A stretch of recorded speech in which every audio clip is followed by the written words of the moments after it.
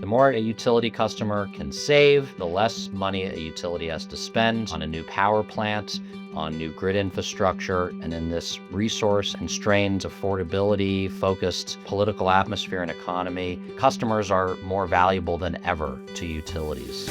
I'm Carolyn Pars, communicator, coach, and host of Just Power, a podcast about creating a clean energy future without leaving anyone behind.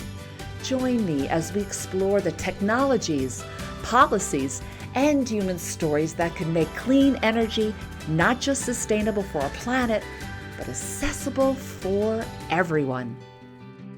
Something is shifting in how the utility industry talks about affordability. It's moving from a customer service issue to a strategic imperative. It's showing up in boardrooms, in rate cases, in regulatory proceedings, in ways that we just haven't seen before. So the question now is whether that shift is producing real change or just better looking plans. Welcome to Just Power. Hi, I'm Carolyn Pars, and today I am welcoming back Ben Nathan. He's the Director of Affordability and Equity at eSource, and I love having him on because he's so smart. So Ben works with utilities across the country on exactly this challenge: how to build strategies that close the gap between struggling customers and the help that exists or even can exist. He's got data, he's got perspective, and he's not afraid to say what is working and what isn't. So welcome back, Ben. Great to be here, Carolyn. And again, an honor to follow other nationally recognized experts that you've had on this important series focused on energy affordability. Thank you so much, and you're in good company.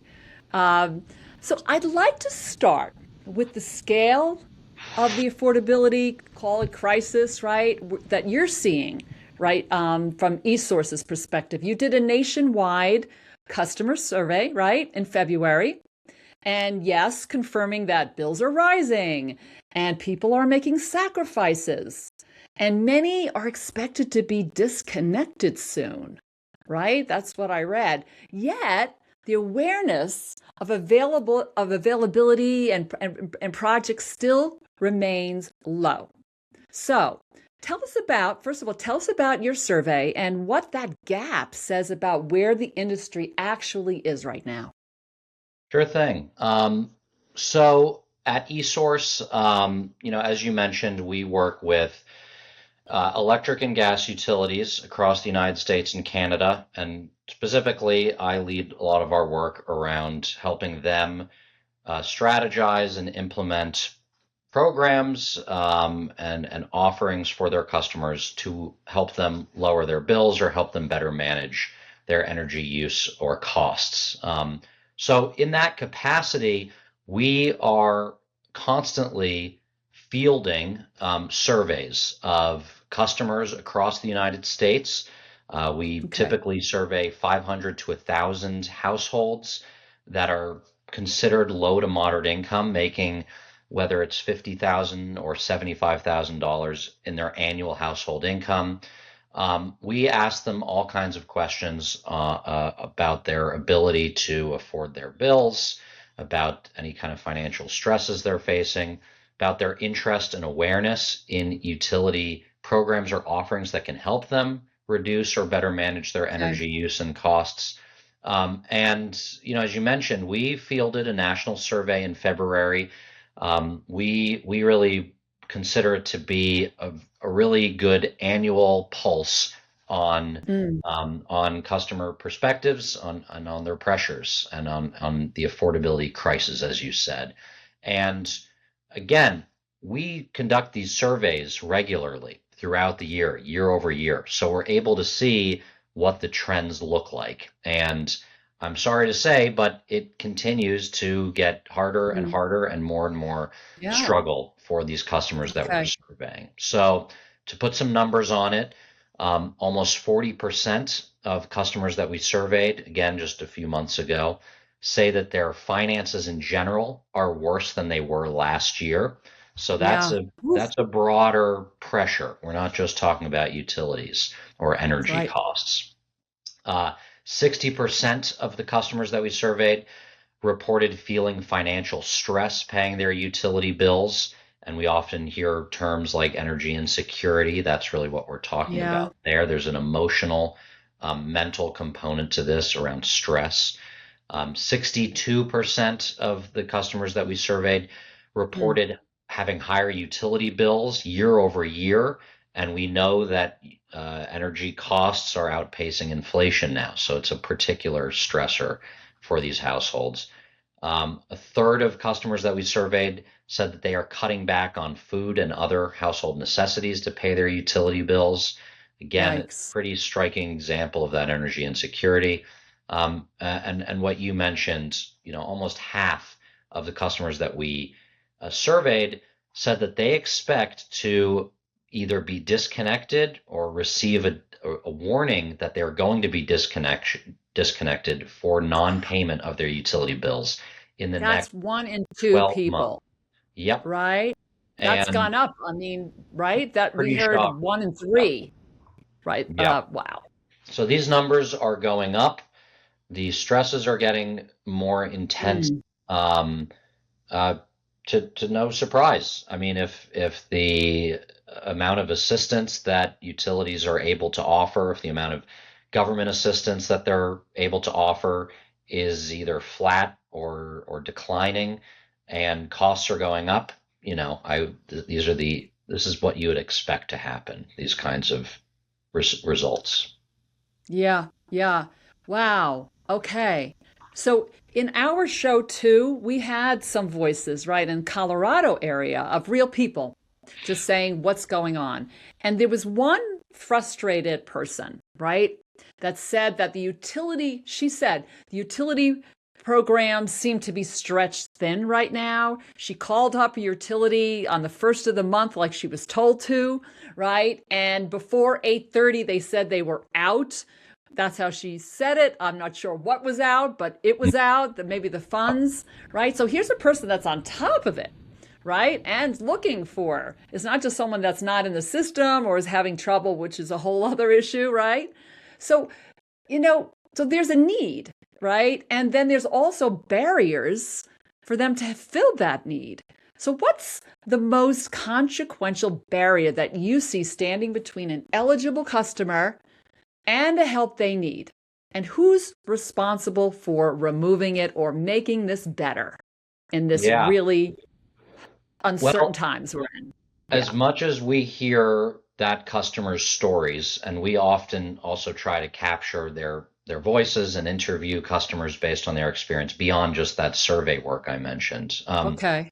As as much as we hear that problem that you described of, I would say, an over subscribing to a utility program like bill payment assistance, um, Right. across most of the country, we see the opposite problem. A lot of programs that are designed to provide free or steeply discounted um, affordability opportunities like energy efficiency, weatherization to lower household energy use, or energy assistance, direct bill payment assistance. We see undersubscription across the board. So a lot of Mm-hmm. utilities have the opposite problem, and a lot of that is driven by what we see as those barriers that you mentioned.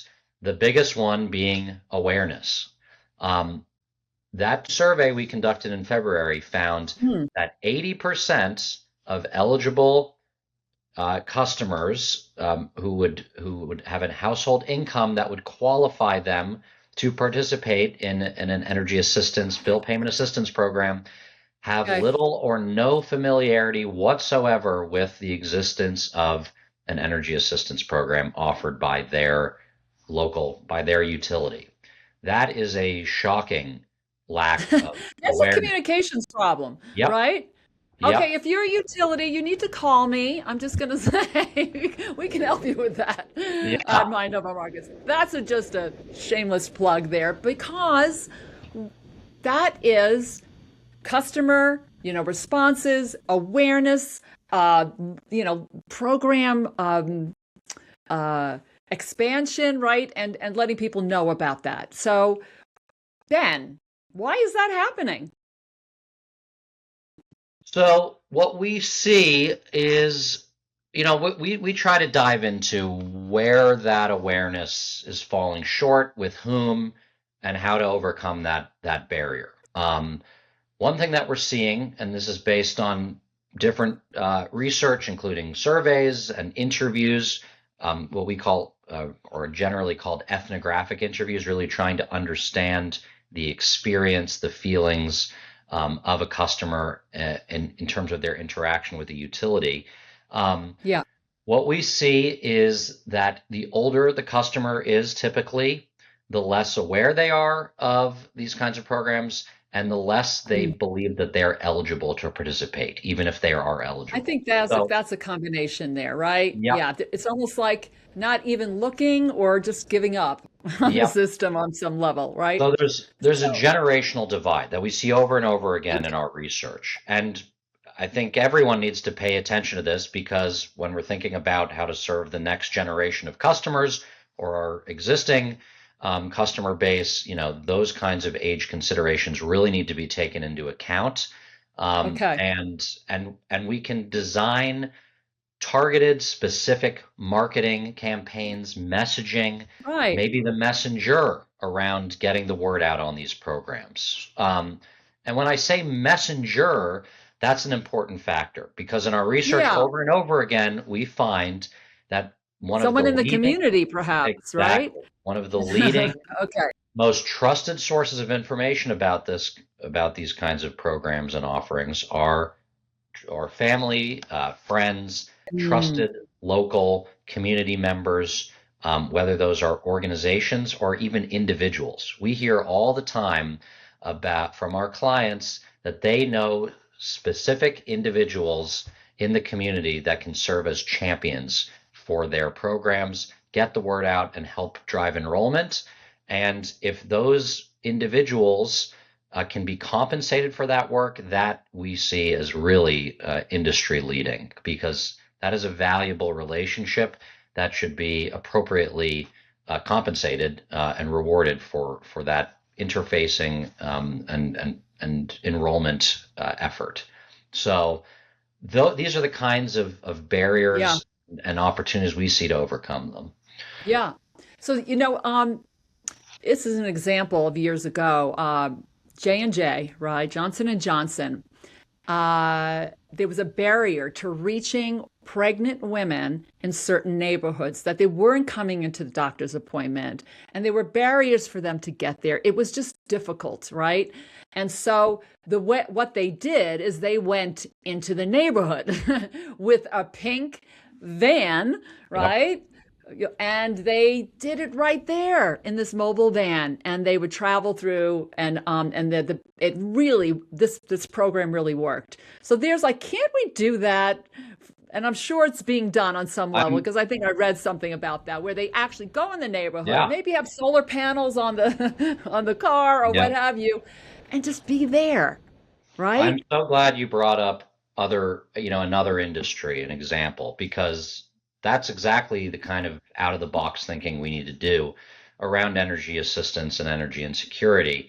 To your point, we do see utilities increasingly walking the communities, having vans out there, signing up and enrolling customers, driving awareness, working with local Yeah. institutions, working with faith-based institutions as a real hub in the community On. to get the word out on these offerings, and help enroll customers in these transformative programs that they are eligible for and deserve to participate in, and can really transform lives.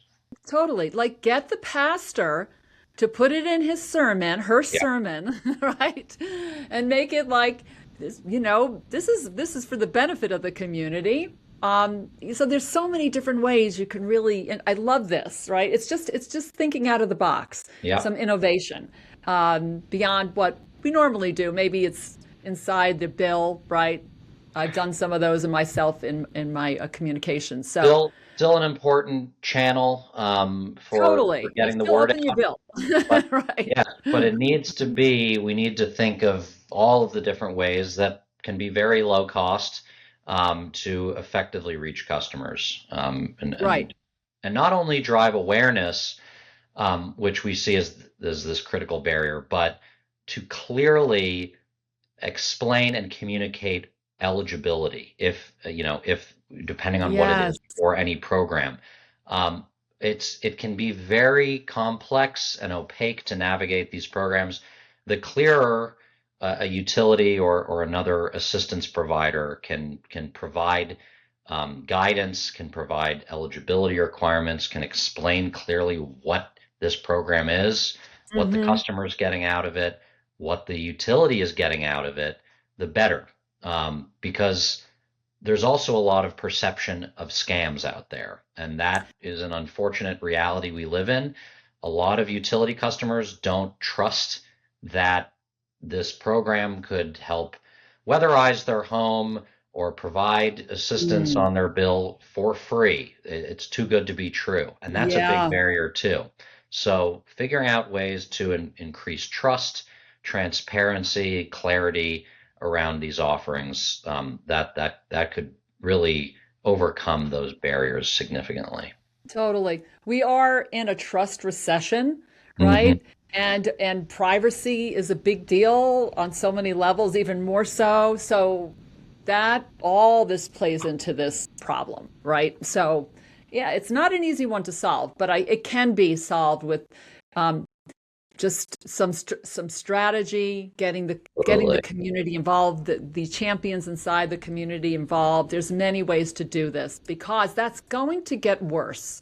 And I think when I say worse, it'll get more difficult, especially in the world of AI. And we're going to see more and more machine learning and integration of that in the utility market and beyond. So now, like the real human experience behind all of this is going to Absolutely. matter even more. Absolutely. So, so here, next question: more utilities, right, are now being charged with building. They're building these comprehensive affordability frameworks, right? New KPIs, layered offerings, formal plans. I mean, it's happening in real time. But there's a real difference between seriously making that happen, right, and responding to, I don't know, political pressures along the way or whatever that is, right? So, what does a credible affordability strategy actually look like? And what That's a separates the Yeah. utilities that are getting it right from those that are maybe not really That haven't put that in the forefront? that's the $1 million question to someone like myself who's working in this space. Right. And you know, I think first of all, most states across the United States and most utilities don't have any kind of formal affordability strategy or plan or established goals, KPIs, as you mentioned, key performance indicators, ways to measure Yeah. their progress. It's just not for any lack of trying. It's just a new emerging um, concept for a lot of organizations In across this the arena country. of affordability. Exactly. Yes. And it's become Yeah. front page news. It is Yep. changing elections. It is being taken extremely seriously by the utility industry and utilities. Okay.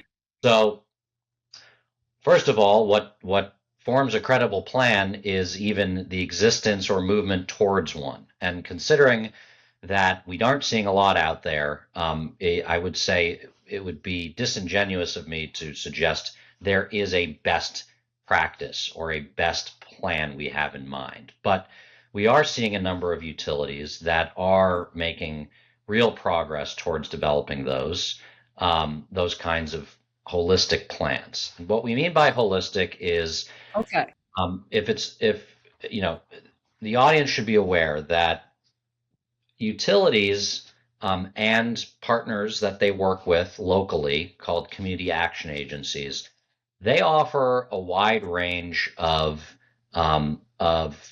programs, of offerings, of different ways that customers can help reduce their energy bills or better manage their energy use. Um, so there's all these different programs. There could be several, there could be 10. There could be programs that help customers afford or participate in clean energy offerings, or in battery Hmm. storage, community solar gardens, for example. There are programs that help customers weatherize their homes and get energy efficient appliances to reduce their energy bills. There are programs that help provide direct bill payment assistance to customers, provide discounts based on their income. Maybe there are payment plans that help customers pay off their unpaid bills over time.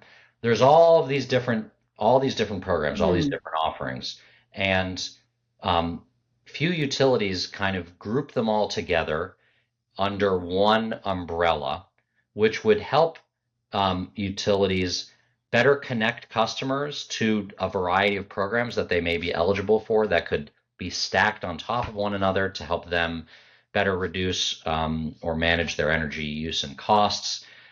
It would allow them to apply metrics to more holistically look at the affordability challenges in their service territories and see how far have we come. Are we making real meaningful Okay. impact? Is what we're doing working? By kind of grouping that into one plan or portfolio, that is what we see as an industry best practice. And as utilities are moving towards that, we're certainly looking forward to highlighting those that are doing that increasingly. So So that's kind of where we are at now, I would say. yeah, so this is what I hear you saying is really making a concerted effort around this holistic framework, affordability framework, right? It was all often all of this is in customer service or It's customer siloed. experience, Yeah. right? Right? And now there's a whole other level, like it's a sector that is so, and for the next 5 or 10 years, what our transition is going to be even more increasing. I'm thinking maybe a chief affordability officer, Yep. right? Maybe a new position, something like that. I'll That may volunteer for be. that one. Maybe you too, right? We're heading in. New organizational structures, new teams set up to better manage this across these traditionally siloed departments and teams at utilities. That would certainly be something worth highlighting, an impressive I movement. love that. And Yeah. that falls under what you just said, right? All of those layers, because there's so many customer segments, right? And to Yeah. put them all in one department, unless you have sub departments, right, is a lot in this energy transition. It just doesn't work because your audience is so different. Audiences are so different and have different needs. Yeah. And So I and I'll love say that. that's kind of more of an internal view of what innovation looks like. Right. Externally, we love one-stop shops. That is, who doesn't? There's a reason that Walmart is the biggest company on the planet. It is of one place where you can get everything, and customers love that. There's a reason Amazon is so popular. The more we're able to provide a one-stop shop experience for customers who are struggling to afford their energy bills to apply to a wide range of utility or Yeah, other programs to help them afford their bills, the better. That would address a significant administrative burden for customers. That's really a barrier to program uptake. totally. The more we You've mentioned consolidate that on this others work, on other yeah, shows. Yeah, that the that more one we single consolidate source. this work, the more Yeah. we can offer that one-stop shop experience. Okay, love it. All right, so let's move on to the topic of the decade, which is data centers, right? Mhm. And they're one of the fastest, growing loads on the grid for sure. And they're increasingly being called out for affordability impacts on the communities that are hosting them. So you're collecting examples, I hear, of community affordability agreements that utilities are negotiating. In the Biden era, they were, community benefit agreements, and so here we are. Like, what does a genuinely fair agreement look like? And are any of the utilities out there, getting there in these types of negotiations with the communities that Yeah. they are in the territory? It yeah, so as we're learning more and more about the impacts of local data centers on the local utility rates that we're seeing customers paying, as we're developing a better understanding of the kinds of impacts these large load customers will have, as they're called. Um, uh, we're increasingly seeing utilities enter into more and more robust arrangements, agreements, commitments with those local data centers, uh, not only around how much the data center will pay for its energy, and these are significant energy users, how much Right. they'll contribute towards grid upgrades that are required, maybe how much they're generating on site versus taking from local utilities from the grid. We're also seeing, as you mentioned, affordability focused agreements. So these could be contributions by the data center, by the company operating the data center, Okay. to energy assistance funds that would go specifically Mm. toward qualifying customers in the community, just direct bill payment assistance.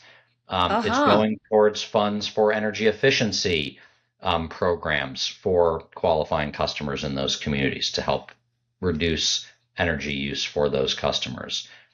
We're seeing workforce development agreements. We're seeing this wide variety of, you call them concessions, commitments to Yes. hopefully meaningfully addressing these data centers' impacts in the long run on the community. And given how new this kind of stuff is, we don't know how this will play out in the long run.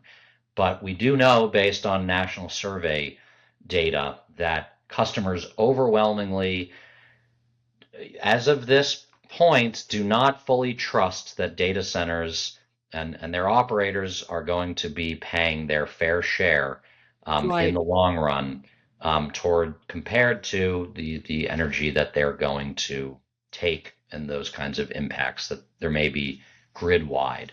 So, as you mentioned, we're increasingly collecting examples of more and more agreements and commitments that our utility clients can use to benchmark what maybe they're looking at in their negotiations versus their peers across the country.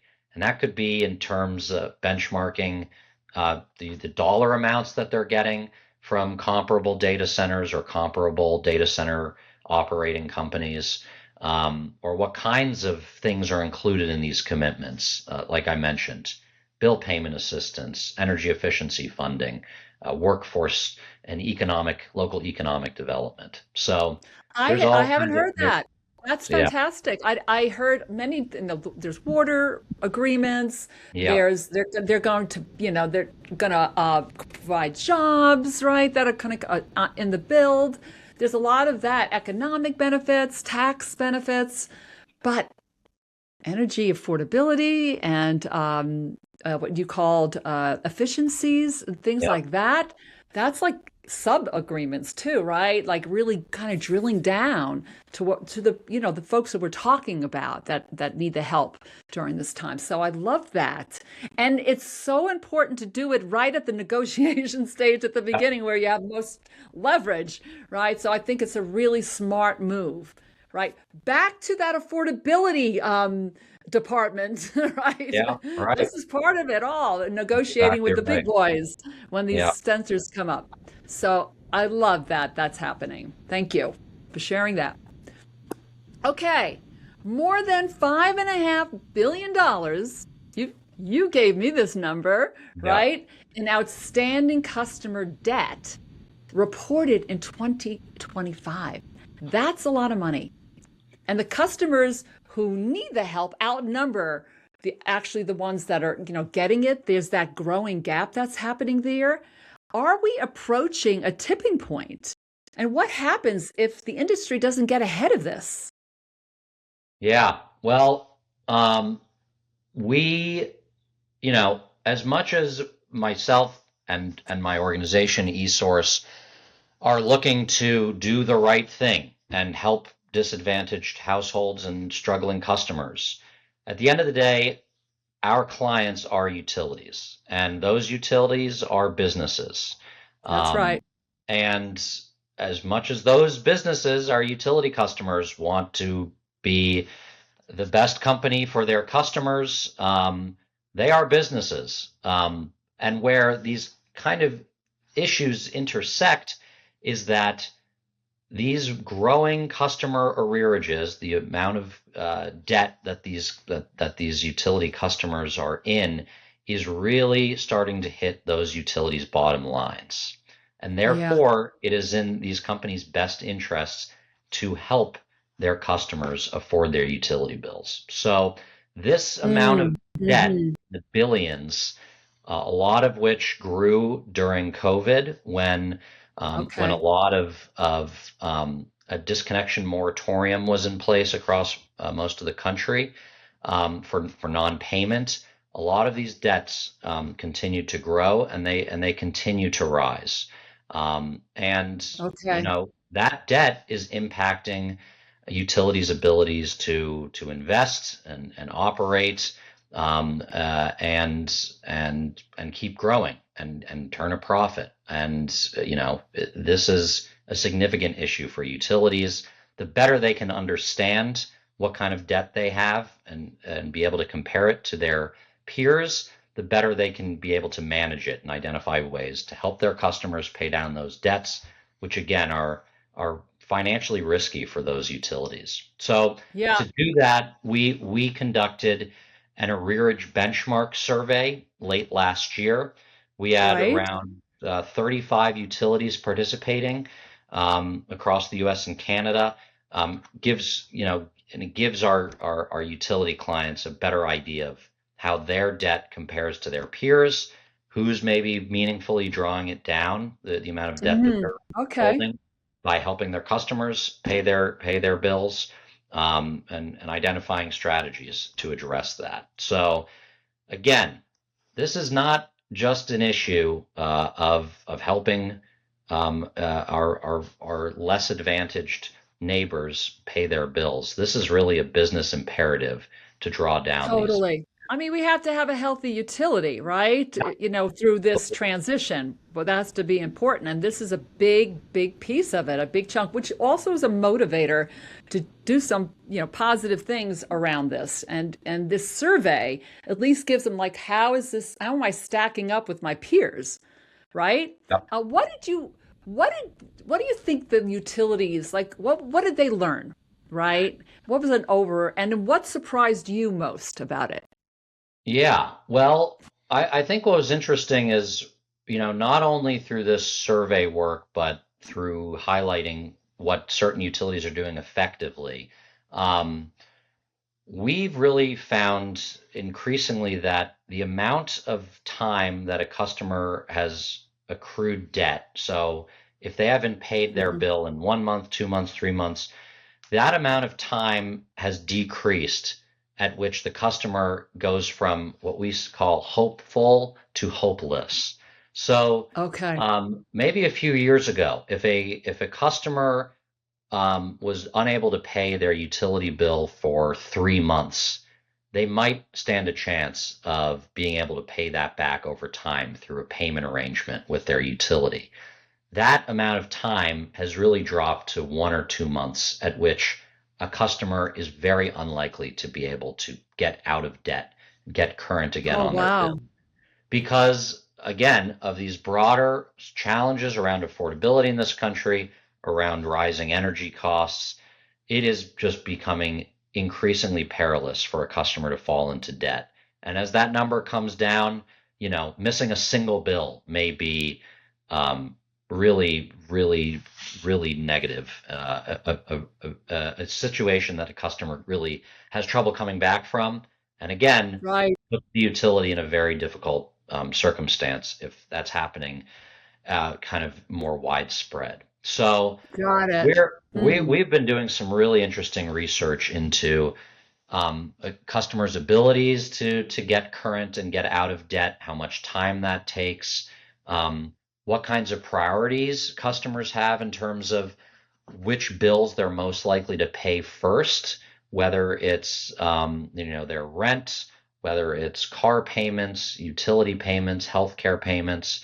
Um, these kinds of insights are Okay. really valuable to better understanding customers and identifying ways to help them get out of debt Mm. more or proactively keep them from getting into debt, getting ahead of a crisis, identifying customers who have struggled before and making sure that they are aware of and getting help before they fall into another crisis that perhaps they can't come out of and fall into insurmountable debt to their utility. So the last thing utilities want to see is a customer disconnected for non-payment, and ways to Yeah. avoid that and get ahead of it are what everyone wants in this situation. Right. So getting on for them to getting on that sooner, like way before it goes into two, three, four, and then it gets compounded. Yep. That's one thing, right? So solving it or helping solve it right up front, as much as you can.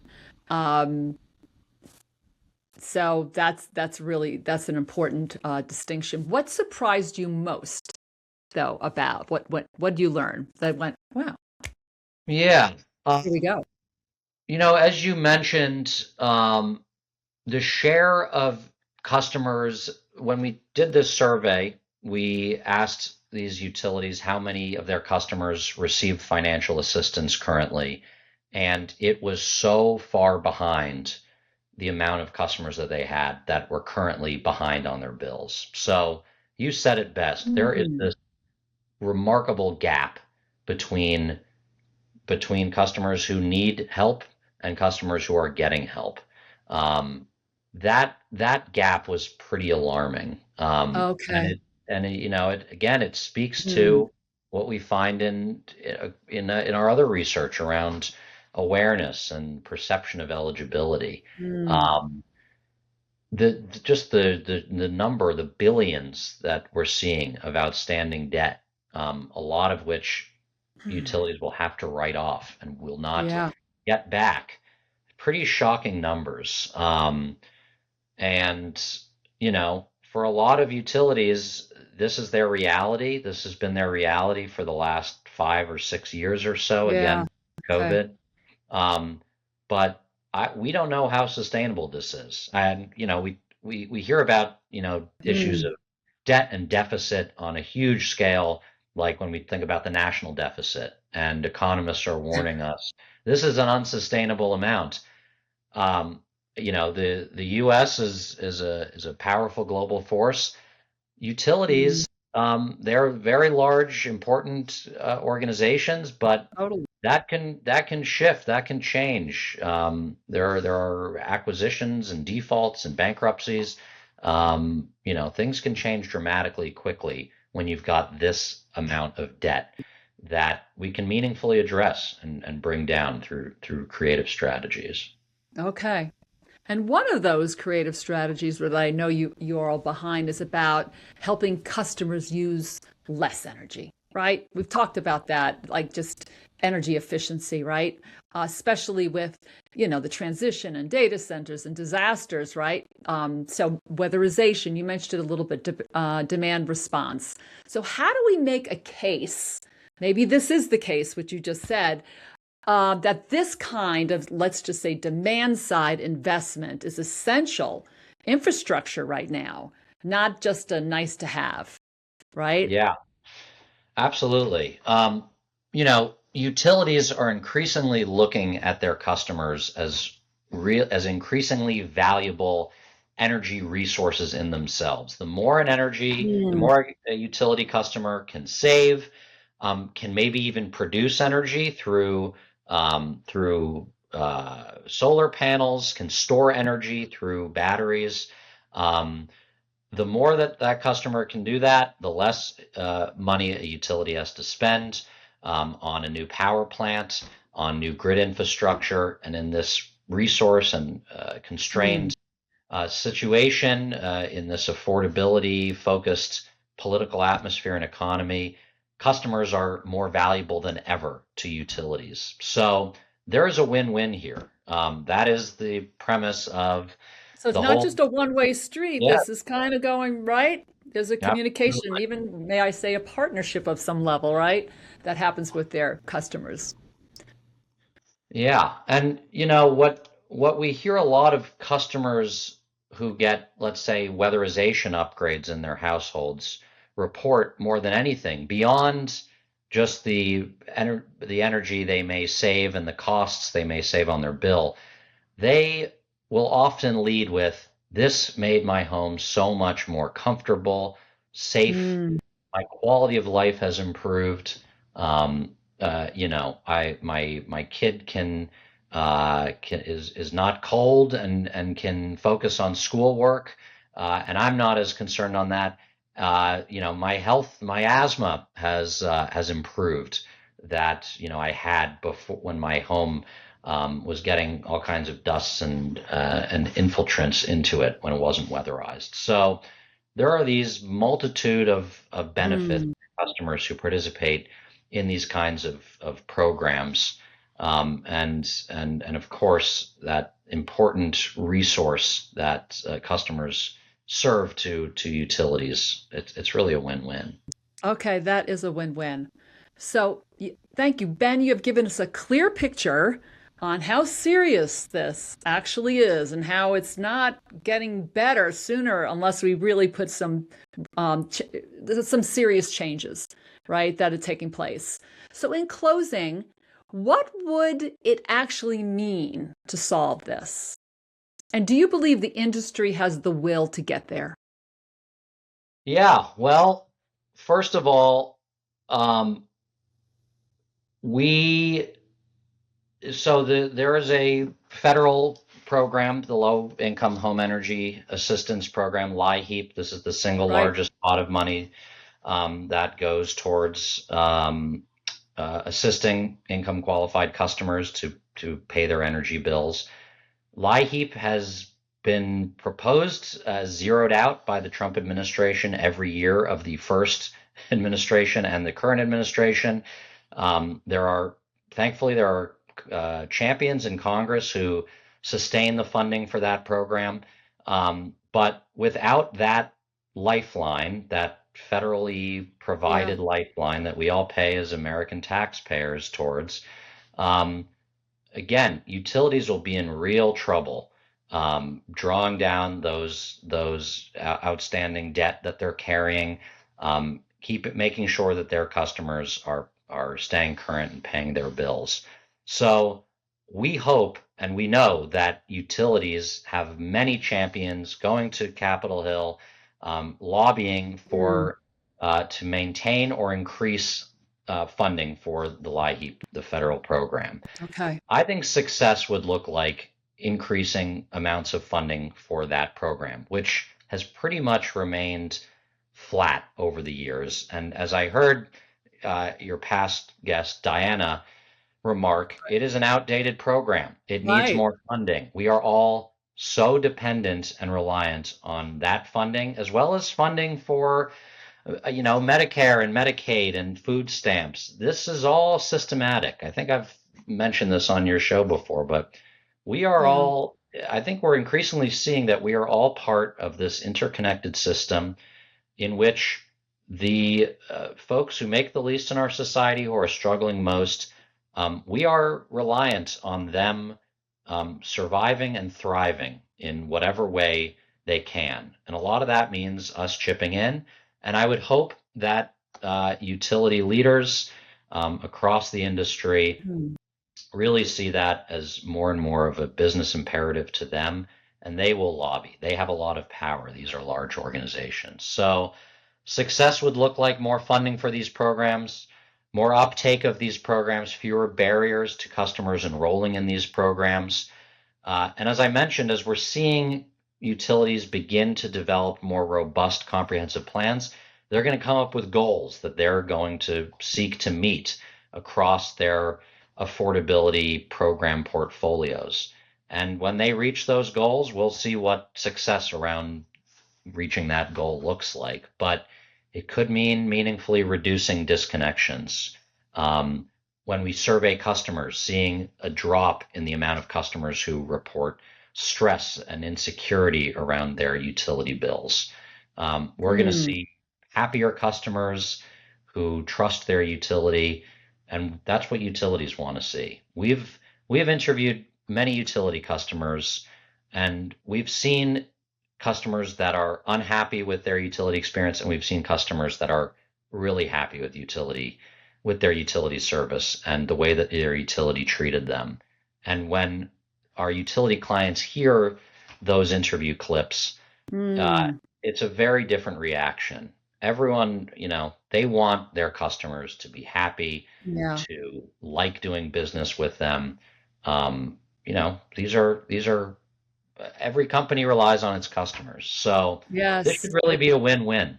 I think utilities should be really invested in making sure that their most struggling customers have a positive experience with them and stay healthy and on top of their bills, so that they can avoid some of these really negative outcomes that we see from energy burden and energy insecurity. So I don't know if that's what success looks like, but I think we're I moving love it. in the No, right we're all direction. in this. I always end in the Yeah, show, we're all in this together, which I'm not finished yet, but that's yeah, what you're saying.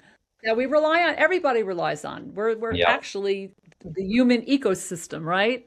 We absolutely, all rely on each other. And when something falls off really or struggles really, it has an impact on everyone. We don't live in silos. So yes, absolutely. what you're saying that if you recognize that, it's a win-win when we help each other, right, Sure along the thing. way. You know, thank you so much, as always, for joining me. How can people get in touch with you? They want to learn more about you and eSource and all the good work you're doing. Absolutely. My email is ben_nathan at esource.com, esource.com. Happy to talk. Again, we primarily work with utilities, but anyone working in this diverse and complex industry, we are happy to chat with, to work with in any way, especially around these critical issues of energy affordability and equity. So it has been a pleasure and an honor as always to talk with you, Carolyn. Thank you so much. Thank you. You are truly an advocate. Um, so I think it's fair to say that something is shifting in this industry. That the question I keep coming back to is whether that shift can produce real results. But I'm feeling better when I know people like Ben are doing what he's doing, and the people and others that have been on our show that are willing to say clearly what's not working, what is working, and what it actually takes to close the gap that we're talking about.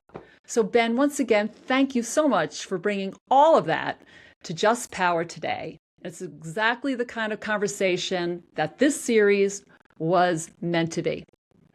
And I want to thank you for listening. If this series is giving you useful frameworks, real honest data, and the kind of straight talk that you don't always get at industry spaces, the best thing you can do is subscribe. Subscribe to Just Power. And if you're feeling really generous, leave us a review. I would love that.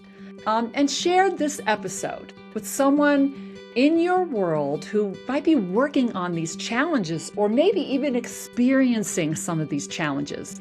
Because the more people who are having this conversation like we did today, the better the chances of actually getting this right. Right? Because we are all in this together. Thank you for joining us. If you enjoyed this episode, make sure you subscribe to Just Power wherever you get your podcasts. And if you really loved it, leave us a review and tell everyone you know about our podcast. It's going to take all of us to create a clean energy future that leaves no one behind.